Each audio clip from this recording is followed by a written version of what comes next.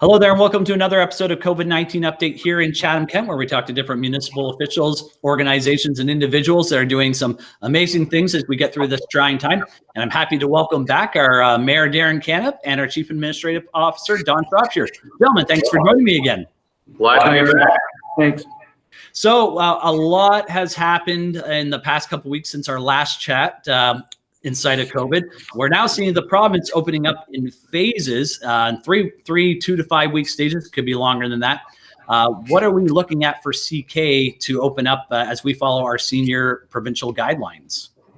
So there's a number of different things. First of all, I want to point out that the municipality offers about 100 services through the municipal government. We've closed down about 10 of those because of the social distancing restrictions and the public health orders. So the vast majority of those services are still continuing. So it's not a matter of having to ramp them up. It might be a question of considering how we're going to deliver the services. So the major restriction now is we've really tightly restricted the number of people with face-to-face contact to prevent transmission of the disease. So we'll be looking at how we can physically change the layout of those face-to-face services and either ensure that we maintain the 2 meter distancing, or we make sure that there can be some sort of physical barriers, like plexiglass or whatever in place. Okay. Would be like our sport programs or summer camps and so on. We're expecting that those are going to remain closed for some time. As the province has pointed out, this is going to be something that's a phased opening, and we'd expect that those would be some of the last services to be considered. Okay. Just a follow-up question. Again, I've seen some small businesses, countering saying, why is this larger business like, a corporate garden center opening to a smaller business? Is there any kind of loopholes that we can see some of our small businesses starting to open up, or do they have to be pretty strict about that? That's a really big concern. And one of the things we tried to make sure is that there's a level playing field for all of our businesses. Sometimes the big box stores are offering the same types of services that our small businesses are, and one's open and one's closed. So through our bylaw enforcement offices, we've been going to the province and asking for some sort of equity on that point. And we're pleased that over the last couple of days, the Premier and the Medical Officer of Health at the provincial level has allowed additional stores to open up. And we're going to continue pushing on that front. That's a great answer. So some big news that happened a couple of weeks ago. I know we're eagerly awaiting the first report of our CK Economic Task Force, which it's a big thing to help our small businesses get through this. The chairs have been selected for each sector. How excited are both of you for this big project that's going to help CK get us back on our feet? Well, I'm really excited about this whole project. The key to this is that it's going to be the voice of business in the report. You didn't notice that there's no counselors on it, on any of the committees. It's going to be a report put together by to help. It's going to talk about what can the municipal government do, what can the provincial government do, what can the federal government do. But it equally is important that when the committees get together, you're talking about how they help us within their agency. It allows for sharing ideas, those type of things. So the reports will be coming out near the end of May. I fully expect it to be groundbreaking in some of the things that we're going to be talking about, and open the door for what we can do in the municipality moving forward.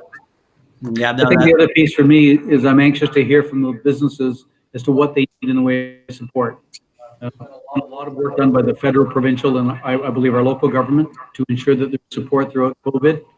But that doesn't mean that we have anticipated all the needs. So having the private businesses come to the municipality and say, here's how you can help us, we're on receipt of that message, and we'll do whatever we can to support our businesses to fully recover. Yeah, no, and again, this prelim report is going to be a big thing, and I think a lot of the smaller businesses are looking forward to it. We know of these sectors of the chairs. Are they accumulating data already for the first report? Yes, I believe most, if not all of the groups have met at least once. We've left it up to each committee to determine how many meetings they have. So they may have one meeting, they may have 10. But the steering committee, led by Mike Grail, the two of them are consolidating that report, and that's very thing. So we're excited that there's a lot of great ideas. I've talked to a few chairs recently, and they said they had some really good first meetings. No, definitely looking forward to seeing that report coming up shortly in May. So we just had a big meeting about Erie Shore Drive. So there's two big items on our plate as we speak in our financial sector. Erie Shore Drive repairs that are much needed, and the fact that the municipality might be faced with an approximate $2 to $5 million impact on our future budget coming up in 2021. I think it's a lot for us to juggle. How are we preparing for this financially? So on the first piece, it's going to be staged or phased in terms of how we're going to do the shoreline study. Erie Shore Drive was identified as the most urgent need for our shoreline report, but there's certainly a much larger territory that has to be considered. We pointed out a number of steps that we're going to be taking immediately. Those include moving towards the federal and provincial governments and sharing the results of the study and asking them to come to the table and help us with a number of those initiatives. We also suggested with Erie Shore Drive that there's a Drainage Act petition that can be used to assess what is most urgently required, and also how those costs would be apportioned through all the different stakeholders. With respect to the COVID-19 crisis, on Monday night, there's going to be a report presented to council. In fact, the report is already online if people go to our municipal website, and it's providing recommendations from administration to council as to how we can offset some of the reduced revenue. And that's going to be, something that we're going to be debating and receiving direction from next Monday. Very good. Darrin, do you have anything to add? No, I think Don covered that pretty well. Just one thing I want to add is we are very actively lobbying through various organizations to get ensure we get government funding. I think the government overall is federally realized municipalities need to go for this crisis, and that we're behind. So I'm cautiously optimistic that we're going to be seeing some support coming from there, but we will offset that $2 to $5 million that we're looking as far as negative impact. Yep. No, that's a great answer. I think these two big, large dinner plate items are something that how are we going to support Chatham-Kent through this all, which is great.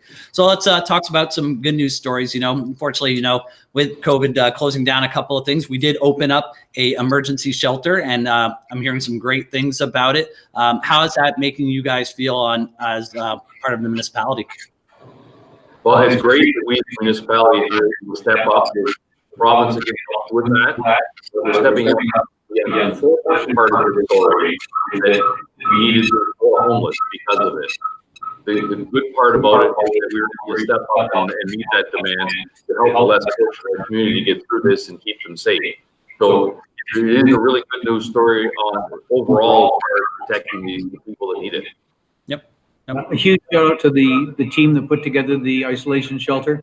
So we've got here for our homeless folks to be safe, out of harm's way. And there's also provisions for if someone was to be homeless, test positive for the COVID-19 virus, they can also be isolated in the same space safely, away from that there's not going to be cross-contamination. So I think it's a huge piece to go forward. It not only is good for the residents that need to have that access to that shelter, but it helps make our community as a whole safer. Yep. Gentlemen, you're doing an outstanding job. There's a very dim light here as we open up our province in phases, and Chatham-Kent is certainly looking forward to how we're opening up. Is there anything else that you guys like to add as we close up this session again? Yes, I want to add this. Thank you, Chatham-Kent, for doing what public health's been asking. That's one of the reasons, big reason why when I look over the hospitals, and it's virtually empty of COVID patients. We've done that, social distancing, etc. I'm looking forward to us opening up the economy again. We're going to move it cautiously, but I would encourage people to continue with the social distancing, etc. If we open up this stuff, it's that important to ensure that we do that. What we don't want to do is have a big outbreak and we're back to hell again. We start experiencing it. So I just ask to continue doing that. And I look forward to the day when we can get back to, I guess, what we're going to call a new norm, and that people can get out in the community again. I think the other thing to add is the community stepping up again on May the 16th to do a May food drive. We're engaging all parts of Chatham-Kent. We're asking everybody to step up, and if they're able to do so, is to have a food donation on their front porch at 12 o'clock on Saturday, May the 16th. There's expected well over 1,000 volunteers that will be mobilized to go pick that up.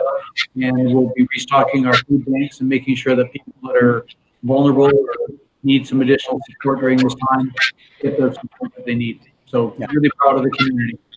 CK, again, is one of our most giving communities, as we usually are. And you know what? As we get through this, I hope we can all band together one day and have ourselves one big Chatham-Kent block party. I would love to live for that day. That's awesome. Thank you very much, guys. And thanks for all you're doing.